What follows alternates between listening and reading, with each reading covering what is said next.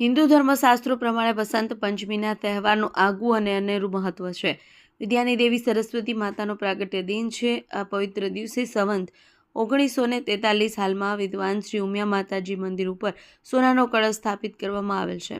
કુળદેવી ઉમિયા માતાજીના પ્રાગટ્ય સ્થાન અને તીર્થ સ્થાન ઉમિયા માતાજી મંદિર ખાતે આગામી તારીખ 23 જાન્યુઆરીના રોજ પરંપરાગત રીતે વસંત પંચમી મહોત્સવ ઉજવવામાં આવશે. પરંપરા અનુસાર વસંત પંચમીના દિવસે શુભ મુહૂર્તમાં વૈદિક મંત્રોચ્ચાર સાથે નવીન ધ્વજા આરોહણ કાર્યક્રમ સવારે 10 વાગે યોજાય. વસંત પંચમી એટલે કે વિદ્યાની દેવી મા સરસ્વતીના પ્રાગટ્ય પર્વ છે.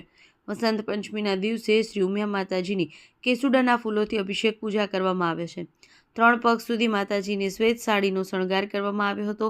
સફેદ રંગ અને શાંતિ અને કલ્યાણકારી ગણાય છે. આસ્થા, શ્રદ્ધા અને ઉમંગ સાથે કુળદેવી ઉમિયા માતાજી મંદિરના શિખર પર નવીન ધજાનું આરોહણ કરવામાં આવે છે. ધજા આરોહણ સમયે હજારો શ્રદ્ધાળુઓ ઉપસ્થિત અને સવારે વહેલાથી લઈને અત્યાર સુધીમાં શ્રી ઉમિયા માતાજીના ચરણોમાં શીશ ઝુકાવ્યું હતું.